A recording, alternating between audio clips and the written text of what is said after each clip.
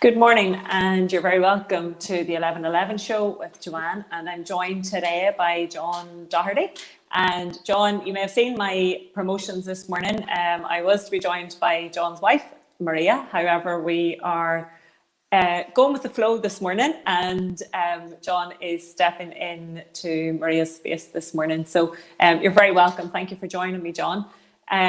Across the ticker bar at the bottom there, you'll be able to kind of find details of how to contact John and the work that he does. And I'm delighted to have the opportunity to chat to John. I have been, I think I've attended a couple of his talks at different stages, perhaps at the Positive Living Network, and kind of following some of his work over the last few years. But I think this is the first time we've had the opportunity to chat face to face. And John's wife, Maria, has been a huge part of my holistic health, wellbeing, personal development journey. So I am very delighted to have this opportunity to chat this morning, John. And again, to bring, I was chatting last week just about how lovely it is to mix it up, because a lot of my guests have been female, so it's always lovely to have some male energy on camera and to share some of the wisdom from, I guess, the divine masculine perspective and things like that. So you're very welcome, John. I'm going to let you take the camera now and introduce yourself and tell our listeners a little bit about your background. Great. So delighted to get this opportunity, Joanne, to be here with you. I'm coming in from Spain, where we live at the moment. Myself and Maria, we moved over here about 3 years ago.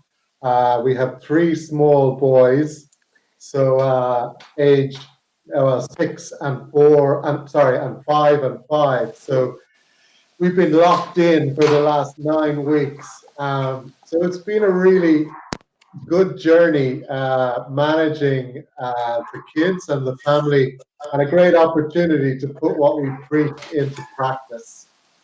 I don't know what else you'd like to know, or if you ask me, I'll answer anything. So go ahead. Absolutely, the conversation will unfold, and I think that line that you said there, just about really practicing, the opportunity to practice what we preach and to use all of the tools throughout this whole journey of COVID-19, and I suppose the change from social distancing into self-isolation, lockdown, all of those words that have become so familiar to us in the last number of weeks. One of the things that in conversation with friends and family, I'm saying I am so grateful for the tools and I guess the practices that I've had and cultivated over the last probably 10, 15 years. And I guess I've been reminded of the idea that's often used, or the analogy that's often used about, the skilled sailor isn't made in calm waters. It's kind of, can we practice these when there is lots of other stuff going on? And I guess your situation will, resonate perhaps with many people that are listening in this morning. The 3 young boys working from home. Perhaps I know, both yourself and Maria travel for work. So there's been a lot of change, and I guess share a little bit with us about how it's been in Spain. I mean, I know you're probably still connected in some senses to what's happening in Ireland, or perhaps in the UK as well. Has Spain been dealing with it similarly, differently? How's that been going? Yeah, well, Spain was taken by surprise at the beginning. They were slow to react. So they just shut everything down as an initial response. They enacted emergency laws. Everybody was locked in. That's it. Only one person was allowed to leave the house to go to the shop and back within 1 kilometer of their house. Nothing else. So even, we have a shared backyard out here with a group of houses, and our kids aren't even allowed out there to play, even now. Even at this stage, okay. Yeah. Yes, so that it's been really intense, but at the same time, the kids, it's been an opportunity at the same time for us as a family to really spend more time together and get to know each other better. And I suppose, find ways of engaging that creates harmony, and particularly create an environment that's peaceful, because it's so easy, as everyone I'm sure knows, when the stress builds up, it's so easy to lose the plot. And let's be real here today, Joanne. Myself and Maria have both lost the plot we both lose the plot every now and again, just like anybody. So we're not Absolutely. superhuman or anything. It's normal. Yeah, I think that's the important point as well. And I was just doing a great meditation this morning, and I was kind of talking about, how we're very accustomed to wanting the nice feelings, and we're not so great at processing the kind of uncomfortable ones. And often what we do is kind of stuff those down, and then they explode, and we lose the plot, and everything becomes much more heightened. And I think families, certainly, friends and families that I'm talking to at the moment, everybody's kind of navigating this differently. And I think it's important this week here in is Mental Health Awareness Week. And I guess the theme that they've chosen this year is kindness. And I often talk about how that idea that kindness must kind of begin with ourselves, but it's kindness in the sense of accepting what we're feeling and being gentle with those feelings. And afterwards, maybe picking up the pieces when it has gotten too human and too much and all of that. So, and I guess I was keen to kind of chat with initially Maria and now yourself around relationships, because just from some of the things that I'm picking up, people are now absolutely in perhaps more contact with even the people that they live in the house with than we've ever known.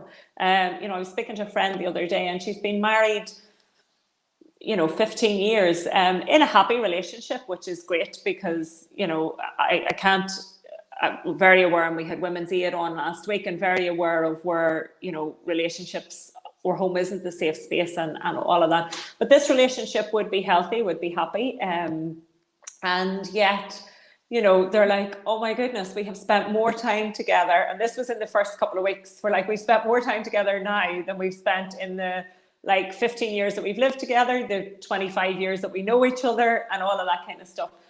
Can you share some of the things that perhaps yourself and Maria have brought into the home, or some of the things that you're teaching and working with your clients that might help in an ideal world? Because knowing and doing can often be two different things. Yeah, sure. I'm delighted, Joanne. I think, the first thing to remember that relationships are about relating, relating to myself and relating to the other person.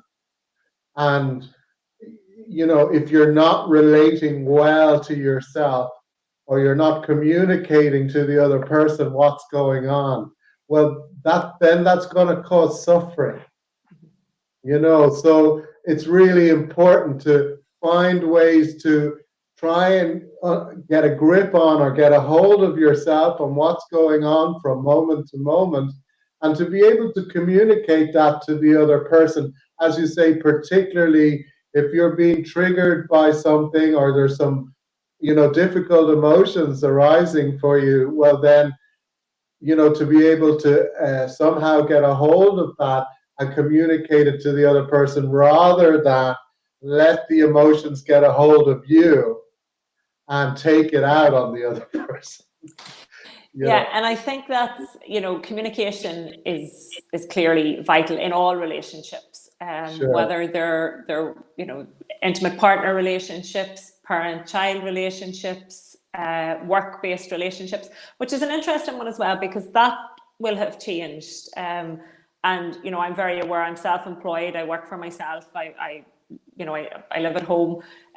So those, I've not been working. So, but I'm just thinking now, the atmosphere in workplaces must be very difficult for a lot of people to navigate at the moment, because you have people there who are there working, doing their best, and they are also feeling stressed. They're maybe fearful of picking up the virus. There's a lot of fear, and when there's fear, then tensions rise and things become a bit more complex. Plus the pressures and everything that's there with all of that. So, as you say, I think communication is vital for us all, and noticing, particularly as I said, the feeling, and then but also remembering that for young people, because and children, like those those little people that you have at home now, how are they finding their feelings, or how are you guys navigating their feelings, their emotions? Well, again, on a practical level, what I think if you're in a relationship, but I mean, you don't have to be, but as a parent, different parents, like we co-parent. So that was the deal we made together when we got married, that we were going to be 50-50 parents, amongst other things.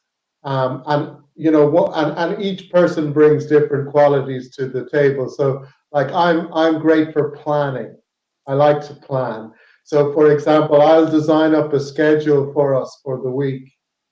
So each day, every 2 hours, we have shifts between myself and Maria. And generally then, that with the kids and what we're going to be doing. So whether that's a 2 hour, Maria's doing lunch from 1 to 3, or I'm bringing them which we now can bring them for a walk from 3 to 5. Each shift is and who's putting them to sleep.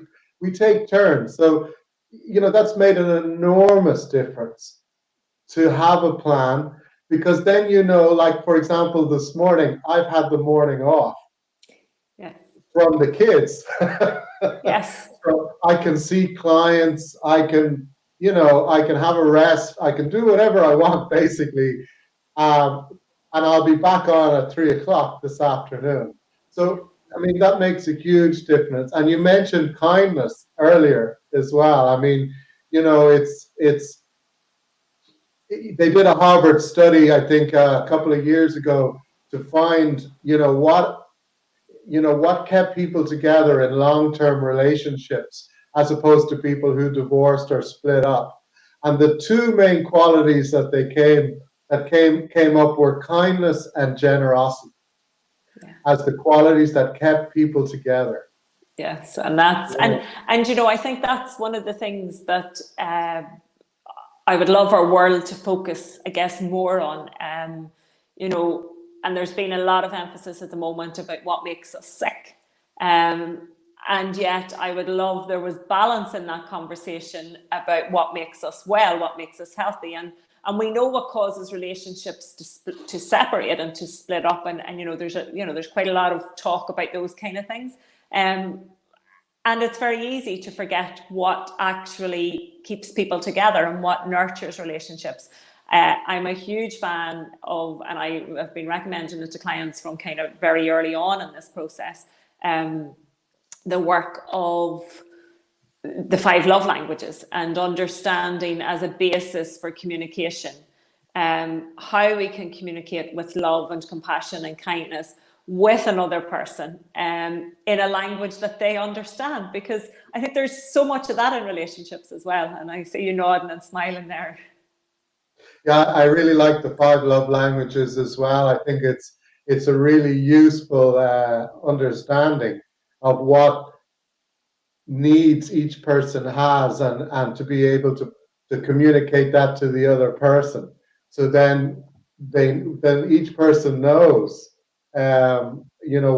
what needs are in the relationship. I think as well, I think though, that, I mean, you kind of mentioned at the beginning, it was good to have a male energy on the show, or a man on the show. And I think, one of the biggest probably differences between certainly myself and say my parents who are still alive, and our parents' generation, is that, like, my parents were very traditional in the sense that my father worked and he earned all the money. He didn't parent, he was the provider, and he was a great provider he was a shit parent. He just that wasn't his role. Sorry, I'm supposed to not curse probably on the show, That's but okay. Yeah, you know, yeah. and my mother then her role obviously was the parent. She didn't have any money. He held the money strings, and then she held the emotional strings, so to speak, and other strings. So that was their dynamic, and there was always a tension, because of that. And then, so myself and Maria decided when we got together, we were going to do it as many people do. Isn't that what parents say? Oh, I'm going to be better than my father or my mother or whatever. Yeah. And, Yeah. and it's the same in our relationship. We decided, well, we're going to co-parent together. But part of that is an understanding, and I find this is probably the core of my own work, Joanne, is that people don't realize that we have an inner self. We're too kind of focused on the external. So inside me, I've got an inner masculine and an inner feminine side.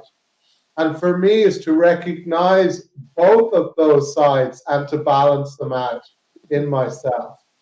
So in my inner feminine side, if you like, my inner feminine, it's important for me to be emotionally available to myself, to feel, to be able to grieve, to cry, to laugh, to whatever the emotions are, to be available to that in myself. And that can be a real challenge for men, particularly, as we know. Richard Rohr, the Franciscan, would say that grief in men is the doorway to their spirituality, for example, not going to yoga workshops or other things, but actually being in the cave and grieving or being given permission to do so. So, it makes such a difference that have a man in your life who is in touch emotionally and mature enough to be able to have a handle on his emotions and communicate what he's feeling. And then to be in touch with his inner masculine as well. You don't want a man who's oversensitive emotionally, but who's able to get up and get things done and be assertive when necessary and direct. And all the things that the inner masculine, does. And that's where the real healing is. I think for any relationship, for any person or any couple, what I come up against with Maria in my relationship is really just mirroring what's going on in me. So if I'm struggling in my relationship with Maria, the struggle is really inside myself. It's not necessarily, with Maria so much. She's triggering things for me. And that's where the real healing comes in. So we can talk all day about, well, how can I deal with Maria if she's annoying me or pissing me off or whatever. But ultimately, the healing is how do I deal with that inside myself? And I remember I'm talking a lot now, Joanne, so you can Talk stop me. away. No, absolutely. I'm thoroughly enjoying it. I I think remember, our when I listeners will was be as back in well. Ireland, I used to play football with the lads. We used to play five-a-side every week, non-contact, kind of football. And one of the guys who, had recently got married, and he came up to me as if I was some sort of expert. He came up to me and he said, Jesus, he says, help me. What can I do? I said, I looked at him, if you're only 3 months married. He says, I know, I'm fucked. And I said, look, I said, what's wrong? He says, my back's against the wall, and we're really struggling. I said, the only thing you can do when your back is against the wall in a relationship is to go into vulnerability. There's no other place to go. You can run, you can fight, and that just keeps going around in a circle, running, fighting, whatever, going into the gut, into shock or fragmenting. But if you go into vulnerability, take yourself out of the situation if necessary, find out what you're feeling, how to deal with what's going on for you, and then to come back from that vulnerable space, it changes everything. It's Absolutely. ultimately the only solution, Yeah, and I think as you're talking there, there's there's so many thoughts kind of going through my head. I guess one was that idea of the inner feminine, the inner masculine, and And sometimes perhaps it's easier for us to disassociate with what that means in terms of gender and things like that. Sometimes when we use the words yin and yang, because I often find, particularly when I'm talking with men around these conversations, that they're like, oh, you want me to be a woman? I'm like, no, it's not that I want you to be a woman. It's about that the energies rather than the gender. It's not female, male. So again, just I guess for that kind of clarity for anybody that's watching in, that sometimes when we step out of what words, the association with words, and what our preconceived idea of them is. So sometimes we need to kind of throw in a word that isn't like, doesn't mean really anything to us. So I guess the yin and the yang, or we can interchange those with lots of things.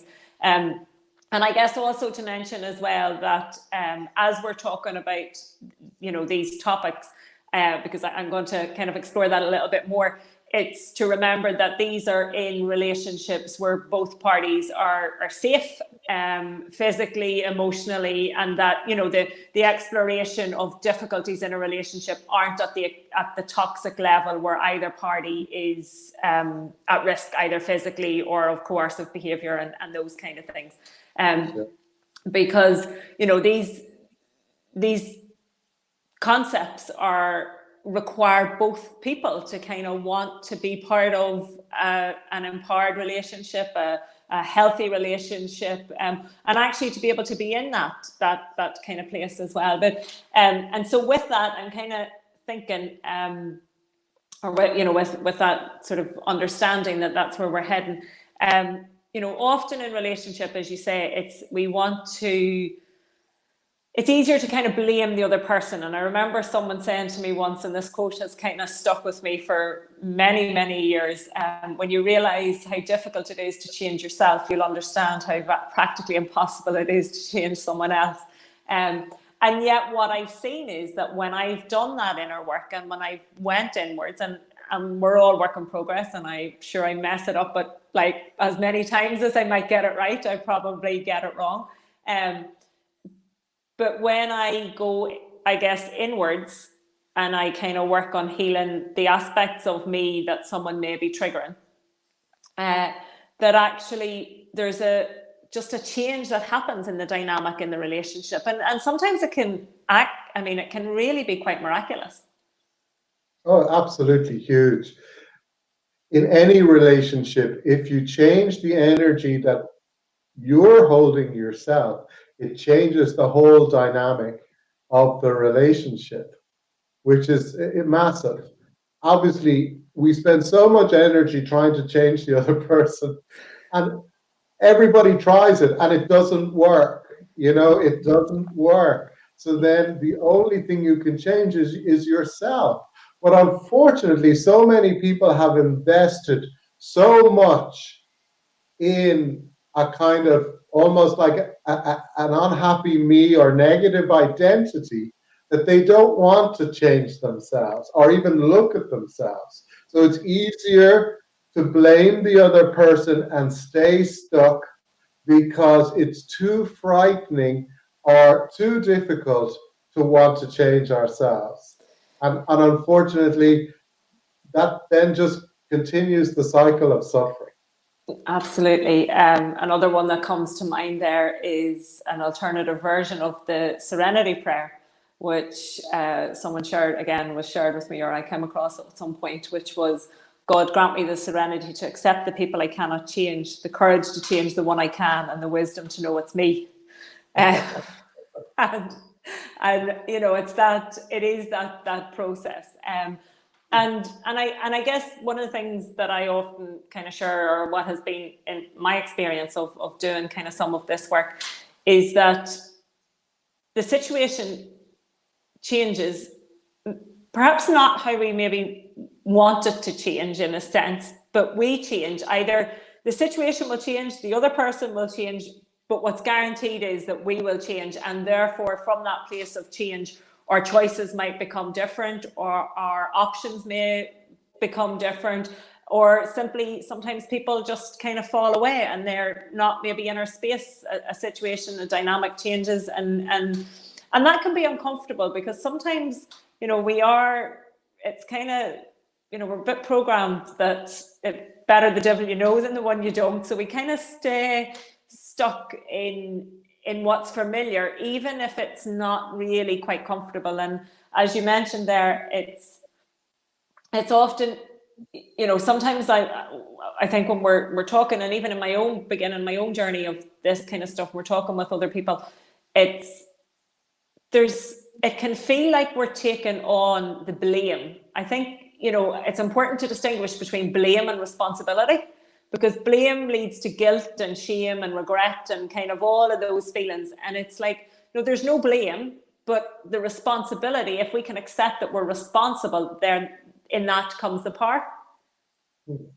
Yeah, ultimately, I like that you use that word power, because it's about empowerment ultimately, which my wife writes about a lot. The whole idea of personal and relationship empowerment.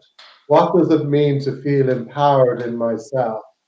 You know, and what you just discussed there, Joanne, like, you know, my responsibility is to remove the triggers from myself, which is the trauma that I carry. Everybody carries a certain amount of trauma.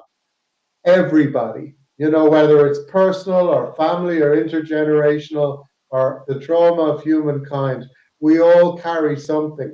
And that's what gets triggered and causes the stress and the reaction and the difficulty. So my job is to remove the triggers by healing the trauma I'm carrying, which is underneath them. You know, that's the real job. That's the real healing that needs to happen for me to feel empowered in myself. And, you know, and you know, this, as someone said, it's not always easy. It's usually worth it, because, you know, I'm firing loads of quotes out here, but, you know, I think relationship work is something that has been transformational for myself. And I passionately believe that it should be part of the school curriculum, and, you know, that we should understand first and foremost how we relate to ourselves and how we relate to other people. And, you know, some of the stuff that I've learned or sort of explored or relearned or however, whatever terminology you want to put on that, over the last 10 years. I mean, if I had only had, like, you know, a snippet of it for the 10, 15, 20 years previous, throughout teenage years and all of that. And I guess, you know, we need to experience things. We can't be taught everything, because we need to experience it ourselves. But if the seeds could be sown, or we could have been given the options, even something really simple like the 5 love languages, you know, even in friendships, in all of those things, and how to recognize that it is our own journey, and then other people may be behaving irrationally, but if we're doing the inner work, then we're better able to deal with their irrational behavior or their whatever it is, and not kind of internalize it and create that cycle. Well, that's it. I mean, you know, you mentioned work stress earlier on in the show, and one of the things, because I support people in work professionally and through supervision in the caring professions, one of the main teachings that I try and get across to people is, don't personalize what's going on. Please don't personalize it and then make it all about you. Because then, you know, that's what people love to do. So, you know, something happens in work, or there's a problem with something, or somebody makes a mistake, and you know what the person does is they take it and then they make it all about them, or the boss makes it about them, whoever, it doesn't matter, you know, and then it creates huge stress and anxiety and problems, rather than saying, hold on, this is not about me, it's not personal, it's just about the fact that maybe the report isn't written the way it needs to be, or maybe, you know, something else needs to be managed better or changed or whatever it might be. But don't personalize it. And of course, it's much harder to do in our relationships with the people we're even closest to. We personalize everything, Yeah. you know, because we're close to them. Yeah, and I guess that could perhaps sound confusing to people who are watching it, because we've went from kind of saying, you own it, you take responsibility for it, and then we're now saying, but don't take it personally. So can you provide a little bit of clarity about how those two things exist, coexist alongside each other. Absolutely. So we all have this story. If Eckhart Tolle, for example, would say we all have this story going on about ourselves in our mind. And what happens, and that's fine, about ourselves, what we like, where we come from, what we do, blah, blah, blah. And generally we live in the story. We live in the story, which isn't always healthy because, God knows what's happening from one day to the next. But so what happens is something happens, my partner, my wife says something or does something, and then what happens is my story changes from perhaps, a nice kind of romantic comedy into, a horror movie. And I'm in the story. So I've personalized what's going on. I'm in the story. And then, it brings up all the old unhappy me stuff as well. So, it's kind of like the old stories all come back to haunt us in a way. And by saying not personalizing it, wouldn't it be great if we could just step back from the story a little bit, which is what mindfulness practice teaches, to just step back a bit from the story, to not be so absorbed in it. So, for example, I know when myself and Maria might be having an argument, every so often, the skill of immediacy would be to step back and say, look, to stop talking about what we're arguing about and to say, look, we've been shouting at each other for 20 minutes now. Do we really want to continue doing this?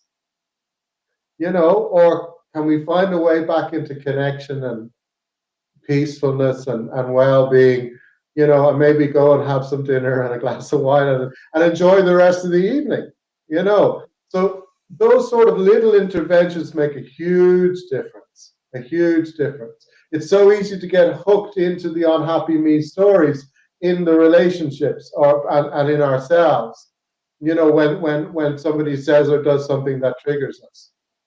I think I'm going to say it's Brené Brown, and I could be wrong. And if you kind of know the direction I'm going with this, you might correct me if you know a different version. Sure. I think it's Brené Brown's work where she talks about, again, like that, the stories we tell ourselves. And she gives an example of herself and her husband on a holiday celebrating their anniversary. And in it, she gets into the water, they're out in a boat and they get into the water, and she says to him, I so much love your company and I love being with you and I absolutely adore everything about you, blah, blah, blah. And he goes, yeah, it's a nice day, isn't it? And she's kind of like, what just happened there? So the story she creates from that is, he's no longer interested in me. He's busy looking at the other younger, more attractive model on the beach and kind of a whole story. And later that evening at dinner or whenever it is, and they have had this commitment in their relationship where they will talk about the stories that they're telling themselves. So she brings up the incident that happened and she said, so we were out in the water today and I was saying to you X, Y, and Z, and you told me it was a lovely day. So the story I'm now telling myself is that you're no longer interested in me, and and she tells her story, and he says, okay, so what was actually happening was I was absolutely petrified in the water. I was, I didn't even hear what you were saying to me. I was just kind of trying to cover up that I was so frightened, so scared. And thinking to myself along the same lines, like if she sees that I'm frightened here right now, she's not going to be interested in me. She's going to think I'm past it and I'm not the man she married and the kind of whole thing. But how easily either of those stories could have been really snowballed and deeply impacted the relationship had they not have been caught at the time, and had she not have been able to recognize that this was a story. She didn't know the facts of the story, and we're great at making up stories and not sticking to facts. Yeah, or even communicating what's really going on with ourselves. We're not trained to do that. What's really going on with me at the moment? Yeah, I was really taken aback when we were out on the boat and I confessed my love for you, and you seem to be completely ignored what I said. You know, I mean, that's kind of a meta conversation, the ability to step back and talk about what's really going on, rather than, just staying on the surface of our communication. Yeah, And and I think again that's really important when it comes to children as well, because often we see their behaviour and we forget that beneath the behaviour is an emotion or a feeling, and that rarely it's anger, it's generally hurt, and that emotional scale that each one masks another kind of layer. And I guess the idea that hurt people. So when we're feeling hurt, then we're more likely to react with anger and all of those things. And anger gets used as such a cover. You mentioned earlier grief, and I've been speaking to quite a few people in the last couple of weeks around grief, for a variety of different reasons.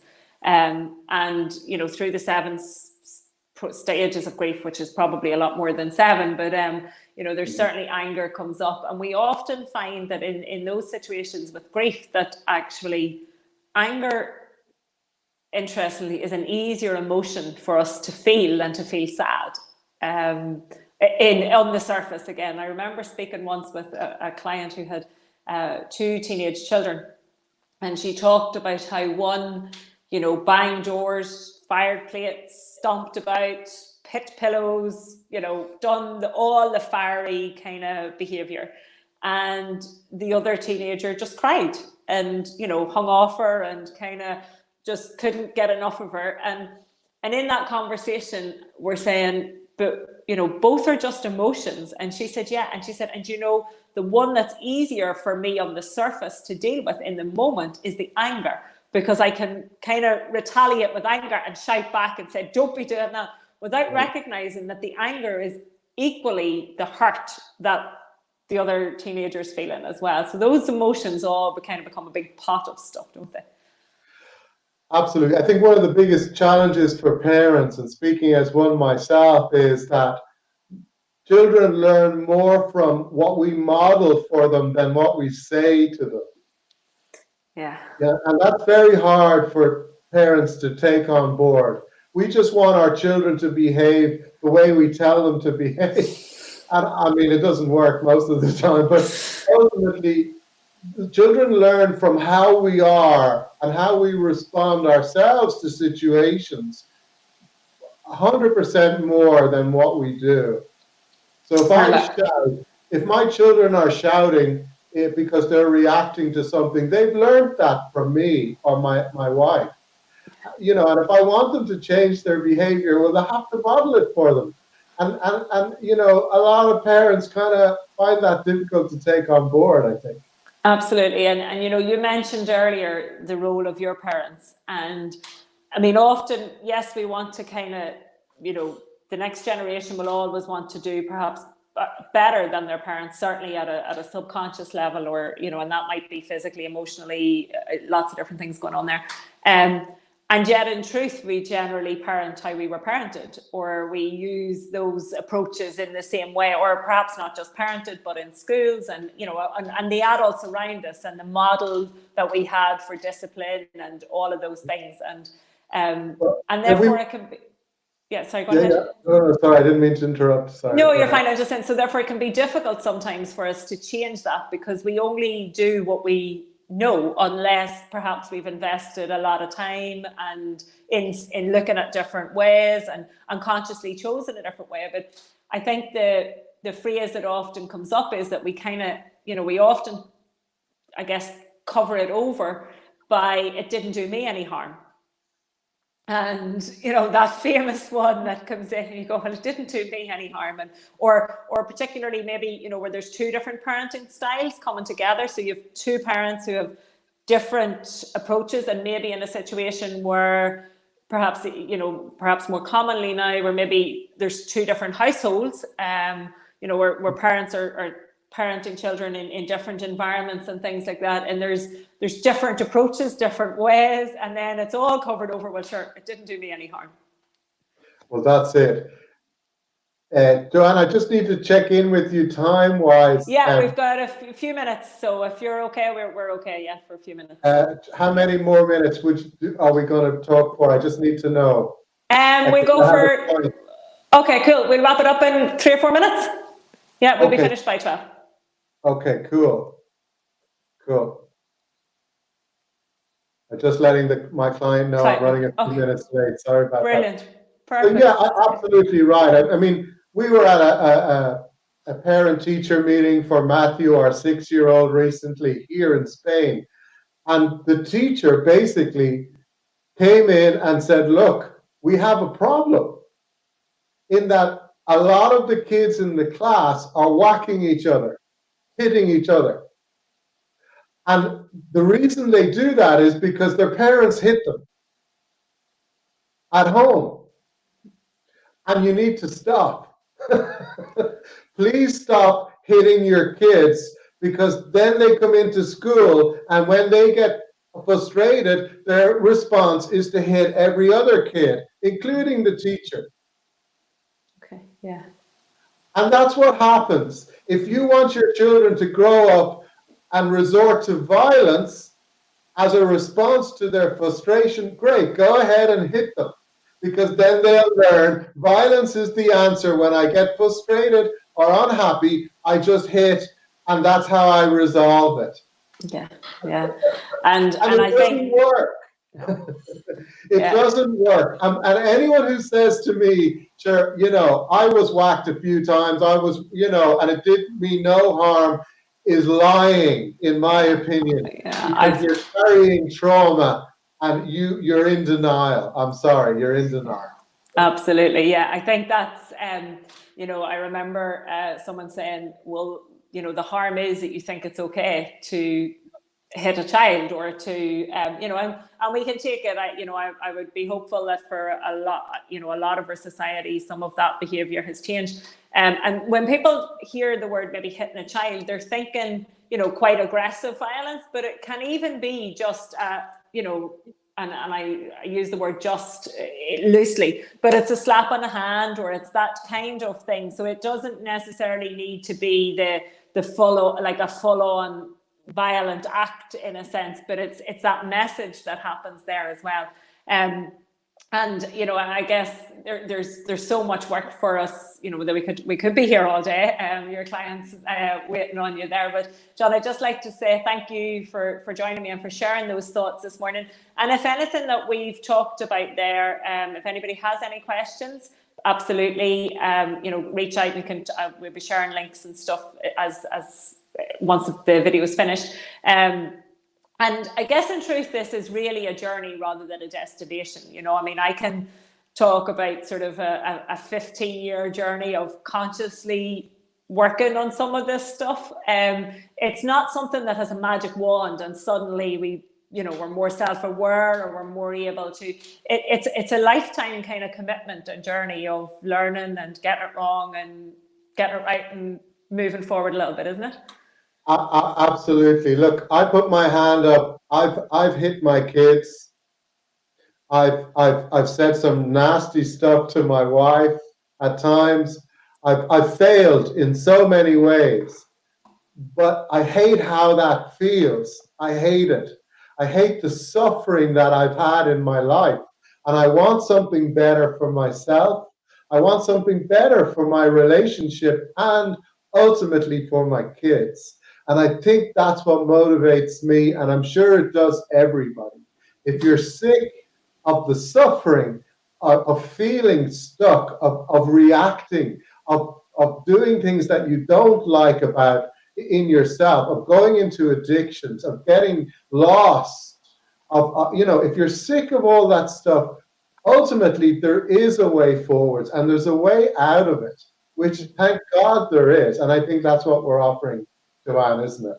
Absolutely. And I would love to carry on to continue this conversation at another point, and kind of perhaps get more detail around those action steps. But certainly some of the books that we've mentioned, some of the teachers that we've mentioned, Eckhart Tolle, Brené Brown, Power of Vulnerability, the 5 Love Languages, those kind of those kind of teachers are certainly going to give some insights into those. And for parenting, I'd just like to mention Sarah Ockwell-Smith's Gentle Parenting and Gentle Discipline books. Her approaches are really excellent and very insightful in there.